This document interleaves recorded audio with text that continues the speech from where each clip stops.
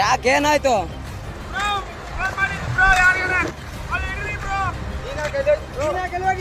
ಯಾರಿಗೆ ಫೋನ್ ಮಾಡಿಲ್ಲ, ನಮ್ಮ ಮಮ್ಮಿಗೆ ಅತ್ತ ಏನಾಗ್ಬೇಕು ನಿಮಗೆ? ಹಸ್ಬೆಂಡ್ ತಾನಲ್ಲಿ ಫೋಟೋ ತೆಗ್ದಿರಿ, ಕಾಲ್ ಜಾರಿ ಬಿದ್ದಾನ. ಫೋಟೋ ತೆಗಿ ಅಕ್ಕಿನೇನ ದೂಕಿರೋದು? ಅಲ್ಲೇರ. ನಮಸ್ಕಾರ ಸ್ನೇಹಿತರೆ, ತಮಗೆಲ್ಲ ಭೇರ್ಗಿ ಮಾಧ್ಯಮಕ್ಕೆ ಸ್ವಾಗತ. ರಾಯಚೂರು ಜಿಲ್ಲೆಯ ಗುರ್ಜಾಪುರ ಬ್ರಿಡ್ಜ್ ಮೇಲೆ ಸೆಲ್ಫಿ ತೆಗೆಸಿಕೊಳ್ಳುವಾಗ ಹೆಂಡತಿಯೇ ತನ್ನ ಗಂಡನನ್ನು ನದಿಗೆ ತಳ್ಳಿದಳೆಂಬ ಆರೋಪ ಹೊತ್ತಿದ್ದ ಹುಡುಗಿಯ ಜೀವನ ಈಗ ವಿಚ್ಛೇದನವಾಗುವ ಮೂಲಕ ಸುಖಾಂತ್ಯ ಕಂಡಿದೆ. ಸೋಷಿಯಲ್ ಮೀಡಿಯಾದಲ್ಲಿ ಅದೊಂದು ಘಟನೆಯ ವಿಡಿಯೋ ಯಾವ ರೀತಿಯಲ್ಲಿ ವೈರಲ್ ಆಯಿತು ಅಂದರೆ, ಹೆಂಡತಿ ಬೀಸಿದ ಯಮಪಾಶದಿಂದ ಬದುಕುಳಿದು ಬಂದ ಗಂಡ ಅಂತ ಕೆಲವರು ಹೇಳಿದರೆ, ಇನ್ನು ಕೆಲವರು ನಾಳೆಯಿಂದ ನಾನು ಆಲ್ಮಟ್ಟಿ ಡ್ಯಾಮಿಗೆ ಈಜು ಕಲೀಲಿಕ್ಕೆ ಹೋಗಬೇಕು ಮಾರಾಯ ಅಂತ ಕಿಂಡಲ್ ಮಾಡಿದರು. ಇನ್ನುಳಿದವರು ಜಾಗೃತಿ ಮೂಡಿಸಲಿಕ್ಕೋ ಅಥವಾ ಆ ಘಟನೆಯನ್ನು ಕಾಮಿಡಿಗೆ ಬಳಸಿಕೊಂಡು ಇನ್ಸ್ಟಾದಲ್ಲಿ ರೀಲ್ಸ್ ಅಪ್ಲೋಡ್ ಮಾಡಿದರು. ಸ್ನೇಹಿತರೆ, ನಮ್ಮ ಸಮಾಜ ಹೇಗಿದೆ ಅಂದರೆ, ತಮಗಾದರೆ ಮಾತ್ರ ನೋವು, ಬೇರೆಯವರಿಗೆ ಆದರೆ ಅದು ಅವರ ಹಣೆಬರ ಇಲ್ಲ ಕಾಮಿಡಿ ಸಬ್ಜೆಕ್ಟ್ ಥರ ಟ್ರೀಟ್ ಮಾಡ್ತಾರೆ. ಹೆಂಡತಿಯ ಜೊತೆ ಜೀವನ ನಡೆಸಲು ಇಷ್ಟವಿಲ್ಲದೆ ಆ ವ್ಯಕ್ತಿ ಹೇಗಿದ್ರೂ ಈಜು ಬರುತ್ತಲ್ಲ ಅಂತ ತಾನೇ ಜಾರಿದಂತೆ ನಟಿಸಿದನು, ಇಲ್ಲ ಈ ಹುಡುಗಿಗೆ ಆತನು ಇಷ್ಟವಿಲ್ಲದೆ ತಳ್ಳಿದಳು, ಆ ಸತ್ಯ ಅವರಿಬ್ಬರಿಗೆ ಮಾತ್ರ ಗೊತ್ತು. ಮತ್ತು ಇಬ್ಬರ ಮೊಬೈಲ್ ಕರೆಗಳನ್ನು ಪರಿಶೀಲಿಸಿದರೆ ಸತ್ಯಾಂಶ ಹೊರಬರುತ್ತಿತ್ತು. ಈ ಘಟನೆಯ ಕುರಿತು ನದಿಯಲ್ಲಿ ಬಿದ್ದು ಈಜಿ ಬಂಡೆ ಹತ್ತಿ ಸ್ಥಳೀಯರ ಸಹಾಯದಿಂದ ಬದುಕುಳಿದು ಬಂದ ತಾತಪ್ಪನ ಸಹೋದರ ಏನು ಹೇಳಿದ್ದಾರೆ ನೋಡ್ಕೊಂಡು ಬರೋಣ ಬನ್ನಿ. ಪತ್ನಿ ತಳ್ಳಿದಾಳೆ ಪತಿಯನ್ನ ಅನ್ನುವಂಥ ಒಂದು ಆರೋಪ ಏನಿದೆ, ಅವರು ನಮ್ಮ ಸಹೋದರರು ತಾತಪ್ಪ ಗುತ್ತೇದಾರ ಅಂತೇಳಿ, ನಾನು ಅವರ ಒಂದು ಅಣ್ಣ ಸಂಗಣ್ಣ ಗುತ್ತೇದಾರ ಅಂತ ಮಾತಾಡ್ತಾ ಇರೋದು. ಸೊ ಈ ಒಂದು ವಿಷಯದ ಬಗ್ಗೆ ನಿಖರತೆ ತಮಗೆಲ್ಲ ತಿಳಿಸ್ಬೇಕು ಅಂತ ಹೇಳಿದ್ರೆ, ನಾವು ಬೇರೆ ಕಡೆಯಿಂದ ಹೆಣ್ಣನ್ನು ತಂದಿಲ್ಲ, ನಮ್ಮ ಒಂದು ಸೋದರ ಮಾವನ ಮಗಳನ್ನೇ ಮದುವೆ ಮಾಡ್ಕೊಂಡು ಬಂದಿದ್ದೀವಿ. ಪ್ರೀತಿಯಿಂದ ತುಂಬ ಕುಟುಂಬನ ಕಲಿಸುವ ಒಂದು ವಿಶೇಷವಾಗಿ ಮದುವೆ ಆಗಿದ್ದೀವಿ. ಸೊ ಇದರ ಹಿನ್ನೆಲೆ ಹೇಳಬೇಕು ಅಂತ ಹೇಳಿದ್ರೆ, ಕಳೆದ 35 ವರ್ಷದಿಂದ ಯಾವ ಮನೆಯಿಂದ ಹೆಣ್ಣು ಮಾಡ್ಕೊಂಡ್ ಬಂದಿದ್ದೀವಿ ಗದ್ದೆಮ್ಮ ಅನ್ನೋಂಥವಳನ್ನ, ಆ ಒಂದು ಕುಟುಂಬದ ಜೊತೆ ನಮ್ಮ ಒಂದು ಸಂಪರ್ಕ ಇರಲಿಲ್ಲ. ಯಾಕಂದ್ರೆ ಹಿಂದೆ ನಡೆದಂತ ಒಂದು ಘಟನೆ ಅಂದ್ರೆ, ನಮ್ಮ ಸ್ವಂತ ಅಕ್ಕನ ಗಂಡನನ್ನ ಕೊಲೆ ಮಾಡುವಂತ ಪ್ರಯತ್ನ ಅವರು ಮಾಡಿದ್ರು, ತಲೆಯನ್ನ ಕೊಡಲಿಯಿಂದ ಕಡಿಲಾಗಿತ್ತು. ಹಾಗಾಗಿ ನಾವು 35 ವರ್ಷಗಳಿಂದ ಅವ್ರ ಮಾತುಕತೆನೂ ಇರಲಿಲ್ಲ, ಏನೂ ಇರಲಿಲ್ಲ. ಆದ್ರೆ ಕೊನೆಯ ಬಳ್ಳಿ ಹಿಡಿಲೇಬೇಕು, ನಡಿ ಅವ್ರು ಮಾಡಿದ ತಪ್ಪು ಅವ್ರ ತಂದೆ ಕಾಲಕ್ಕೆ ಮುಗಿದೋಗ್ಲಿ, ಮಕ್ಕಳಾದ್ರೂ ಪ್ರೀತಿ ತರಿಸಲಿ ಅಂತ ಹೇಳಿ ನಾವು ಮದುವೆ ಮಾಡುವಂತ ಒಂದು ಯೋಚನೆ ಮಾಡಿ ಆ ಒಂದು ಹೆಣ್ಣನ್ನು ತಗೊಂಡ್ಬಂದಿವಿ ಸರ್. ತಗೊಂಡ್ವಿ. ಅದಾದ ನಂತರ ಮದುವೆ ಆದಂತ ಒಂದು ಸಂದರ್ಭ ಏನಿದೆ, ಅದಕ್ಕಿಂತ ಮುಂಚಿತವಾಗಿ ಕಳೆದ 3 ವರ್ಷಗಳ ಹಿಂದೆ ಅವರ ಒಂದು ಇನ್ನೊಬ್ಬ ಮಾವನ ಮಗನಿಗೆ, ಅಂದ್ರೆ ನಮ್ಮ ಒಂದು ಅಣ್ಣ ಆಗಬೇಕಾದಂತ ಹುಡುಗನಿಗೆ ಆ ಹುಡುಗಿನ ಕೊಡ್ತೀವಿ ಅಂತ ಒಪ್ಪಂದ ಆಗಿತ್ತು ಸರ್. ಆ ಒಪ್ಪಂದ ಯಾವುದೋ ಕಾರಣಗಳಿಂದ ಮುರಿದು ಬಿತ್ತು. ಅದಕ್ಕೆ ಮುಖ್ಯವಾದ ಕಾರಣ ಏನಂದ್ರೆ, ಆತನಿಗೆ KSRTC ಯಲ್ಲಿ ಡ್ಯೂಟಿ ಸಿಗುತ್ತೆ.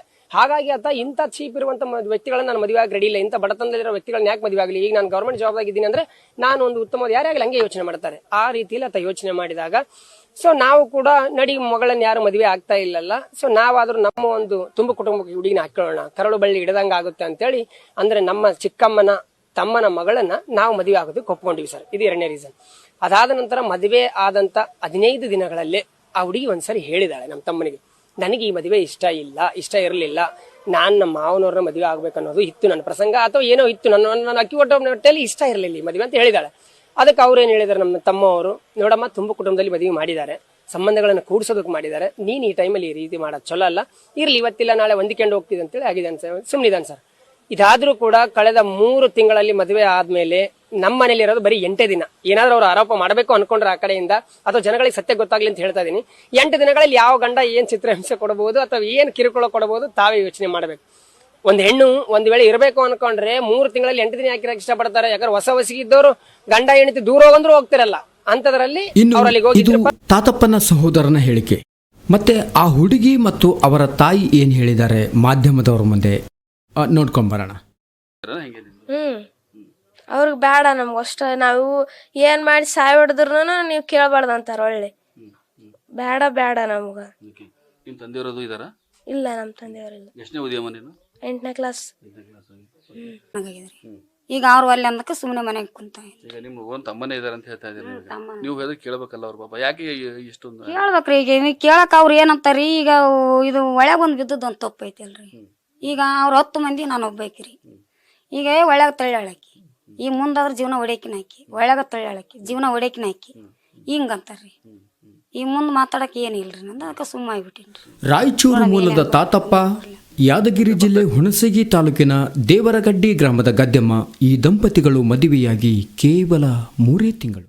ಸುರ್ಪುರದಿಂದ ಶಕ್ತಿನಗರಕ್ಕೆ ಬರಬೇಕಾದ್ರೆ ಬ್ರಿಡ್ಜ್ ಬಂದ ಬಳಿಕ ಫೋಟೋ ತೆಗೆಸ್ಕೊಳ್ಳೋಣ ಅಂತ ನಿಲ್ಲಿಸಿದ್ವಿ. ಫೋಟೋನೂ ಕೂಡ ತೆಗೆದುಕೊಂಡ್ವಿ. ನಂತರ ಹೆಂಗೆ ಕಾಲು ಜಾರು ಬಿದ್ದನೋ ಗೊತ್ತಿಲ್ಲ, ಬಿದ್ದ ಮೇಲೆ ಈಜ್ಕೊಂಡು ಹೋಗಿ ಬಂಡೆ ಮೇಲೆ ಕೂತಿದ್ದಾನೆ. ನದಿಯಲ್ಲಿ ನೀರು ಅಷ್ಟೇನು ಆಳ ಇರಲಿಲ್ಲ. ನದಿ ಮಧ್ಯೆ ಹೋಗಿ ಕೂತ ಆತ ಈಗ ನನ್ನ ಮೇಲೆ ಆರೋಪ ಮಾಡ್ತಿದ್ದಾನೆ. ಬರೀ ಸುಳ್ಳು ಆರೋಪ. ಆತನನ್ನು ನಾನು ತಳ್ಳಿಯೇ ಇಲ್ಲ. ಅದಕ್ಕೆ ನಾನು ಕೂಡ ನದಿಗೆ ಹಾರ್ತೀನಿ ಅಂದಾಗ ಅಲ್ಲಿದ್ದ ಅಣ್ಣಂದಿರು ತಡೆದ್ರು, ಸಮಾಧಾನ ಮಾಡಿದ್ರು ಅಂತ ಗದ್ದೆಮ್ಮ ಹೇಳ್ತಾರೆ. ಈ ಪ್ರಕರಣದ ಬಳಿಕ ಕುಟುಂಬಸ್ಥರು ರಾಜ್ಯ ಪಂಚಾಯಿತಿ ನಡೆಸಿದರೂ ಕೂಡ ಫಲಿಸದೆ ಇಬ್ಬರೂ ಒಪ್ಪಿ ವಿಚ್ಛೇದನ ಪಡ್ಕೊಂಡಿದ್ದಾರೆ. ಮನೆಯಲ್ಲಿ ಬೇರೆ 2 ಹೆಣ್ಣು ಜೀವಗಳು, 35 ವರ್ಷಗಳ ದ್ವೇಷ ಇದು ಅಂತ ಅಶೋಕ್ ಹೇಳ್ತಾರೆ. ಗಂಡಿನ ಕಡೆಯವರಿಂದ ಏನಾದರೂ ಮಸಲತ್ ನಡೆದಿದೆಯೋ ಏನೋ ಗೊತ್ತಿಲ್ಲ. ಹಾಗೇನಾದರೂ ಮಸಲತ್ತಿದ್ದಿದ್ರೆ ನಾವ್ಯಾಕ್ರಿ ಮದುವೆ ಮಾಡ್ತಿದ್ದೀವಿ ಅಂತ ಅವರ ಹೇಳಿಕೆ. ಒಟ್ಟಿನಲ್ಲಿ ಒಂದು ಗಂಭೀರವಾದ ಆರೋಪವನ್ನು ಹೊತ್ತು ವಿಚ್ಛೇದನ ಪಡೆದ ಒಂದು ಹೆಣ್ಣು ಒಂಟಿಯಾಗಿದ್ದಾಳೆ. ಮುಂದೆ ತಾತಪ್ಪನ ಜೀವನ ಮತ್ತು ಗದ್ದೆಮ್ಮನ ಜೀವನ ಬೇರೆ ಬೇರೆ ಕಡೆ ಒಂದು ಒಳ್ಳೆಯ ಜೀವನ ಕಟ್ಕೊಂಡು ಸುಖವಾಗಿರಲಿ ಅಂತ ಹೇಳ್ತಾ ಮುಂದಿನ ಸುದ್ದಿಯೊಂದಿಗೆ ಸಿಗೋಣ. ನಮಸ್ಕಾರ.